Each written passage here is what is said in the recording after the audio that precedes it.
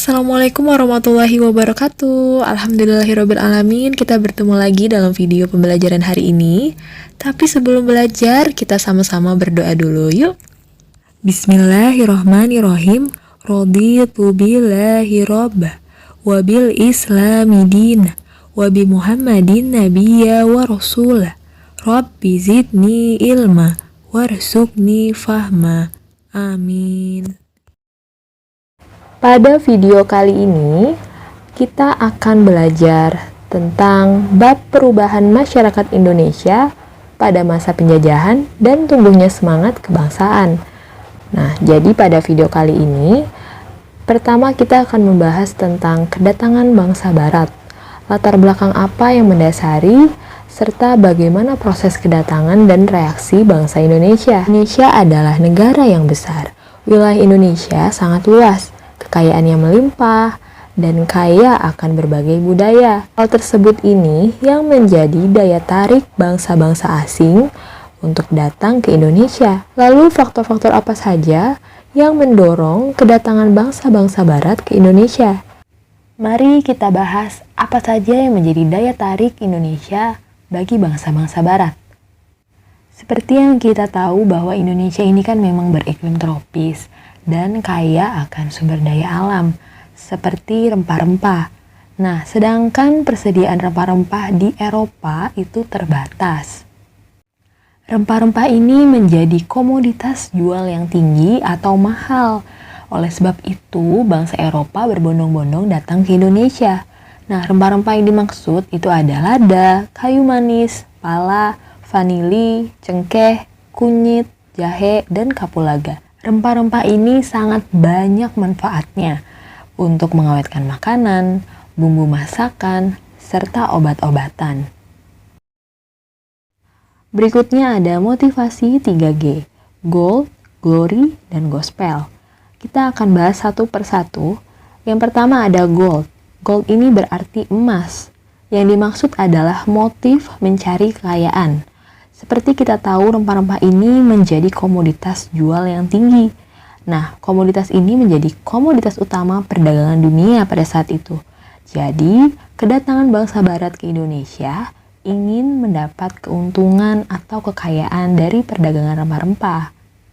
Yang kedua ada glory, yaitu adalah kejayaan bangsa.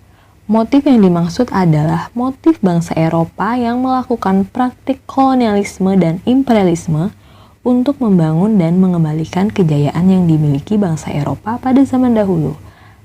Yang ketiga, gospel, yaitu adalah keinginan bangsa Barat untuk menyebarluaskan agama Nasrani, khususnya agama Kristen ke bangsa-bangsa di Asia, Afrika, dan Amerika Selatan. Jadi intinya adalah berusaha memperluas menyiarkan agama Nasrani.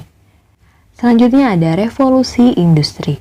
Revolusi industri terjadi sekitar tahun 1750 sampai 1850.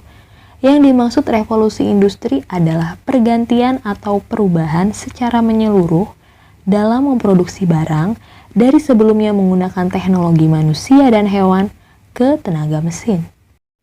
Berikut ini adalah contoh revolusi industri, yaitu penemuan mesin uap.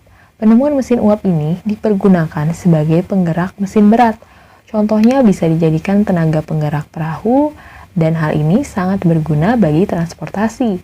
Kemudian ada penemuan kompas, mesin pemintal.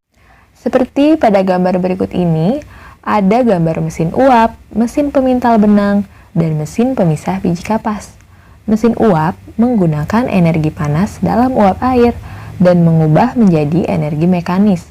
Mesin uap ini digunakan dalam pompa, lokomotif, dan kapal laut. Sumber panas yang digunakan yaitu adalah tenaga surya atau tenaga panas bumi. Kemudian di sini ada mesin pemintal benang. Mesin pemintal benang tujuannya apa? Mengurangi jumlah pekerja yang diperlukan untuk memproduksi barang. Karena mesin ini bisa memungkinkan seseorang untuk menghasilkan beberapa gulungan benang secara bersamaan. Jadi lebih efisien. Kemudian yang ketiga ada mesin pemisah biji kapas. Mesin ini sangat cepat dan mudah dalam memisahkan serat kapas dari biji kapas. Tujuannya yaitu meningkatkan produktivitas yang jauh lebih besar daripada pemisahan kapas secara manual. Kedatangan bangsa-bangsa barat ke Indonesia. Yang pertama, kedatangan bangsa Portugis di Maluku. Perjalanan ini diawali dari kota Lisabon, Portugis. Pada tahun 1486, Bartolomeus Dias melakukan pelayaran pertama ke pantai barat Afrika dan bermaksud pelayaran ke India, namun gagal. Lalu Portugis mencapai Malaka tahun 1511 di bawah pimpinan Alfonso de Albuquerque yang berhasil menguasai Malaka dan Myanmar. Portugis kemudian menjalin hubungan dagang dengan Maluku. Nah, Portugis ini berhasil sampai Maluku di bawah pimpinan Antonio de Abreu dan Francisco Serrao. 2. Ekspedisi bangsa Inggris. Persekutuan Inggris diberi nama EIC, yaitu East Indian Company, terdiri dari berbagai para pengusaha Inggris. Pengaruh Inggris tidak terlalu banyak di Nusantara, sebab EIC terdesak oleh Belanda. Inggris pun menyingkir ke India atau Asia Selatan dan Asia Timur. Ketiga, kedatangan bangsa Belanda di Jayakarta atau Jakarta. Jayakarta merupakan pelabuhan penting di Pulau Jawa bagi VOC. Cornelis de Houtman memimpin ekspedisi ke Indonesia. Jadi pada tahun 1596, armada de Houtman tiba di pelabuhan Banten melalui Selat Sunda. Kedatangan de Houtman ini memicu kedatangan ekspedisi-ekspedisi lainnya dan munculnya persaingan. VOC atau Verenigde Oost-Indische Company didirikan pada tahun 1602. VOC merupakan merger atau gabungan dari beberapa perusahaan dagang Belanda. Tujuannya apa? Yaitu mencegah persaingan yang tidak sehat. Gubernur Jenderal pertama VOC yaitu Peter Booth. Pusat perdagangan pertama di Ambon, Maluku, namun dipindahkan ke Jayakarta, sebab lokasi strategis sebagai lalu lintas perdagangan. Pangeran Jayawikarta memberi izin kepada VOC untuk mendirikan kantor dagang di Jayakarta. Namun selain itu, Pangeran Jayawikarta ini juga mengizinkan pendirian kantor dagang kepada Inggris. Gubernur VOC, Jan Pieter Zoetjen, membujuk penguasa Banten untuk memecat Pangeran Jayawikarta dan mencabut izin kantor dagang Inggris. Pada tanggal 31 Mei 1619, keinginan VOC dikabulkan.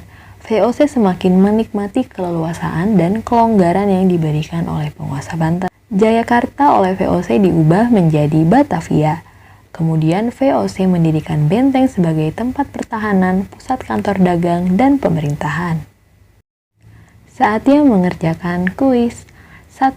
Jelaskan faktor-faktor yang melatar belakangi kedatangan bangsa barat ke Indonesia.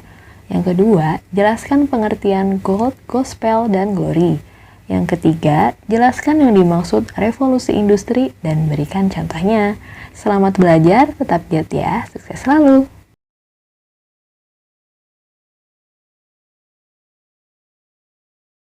Alhamdulillah, sekian pembelajaran kita hari ini. Sampai bertemu di pertemuan selanjutnya. Yuk sekarang kita sama-sama baca doa setelah belajar. Bismillahirrahmanirrahim.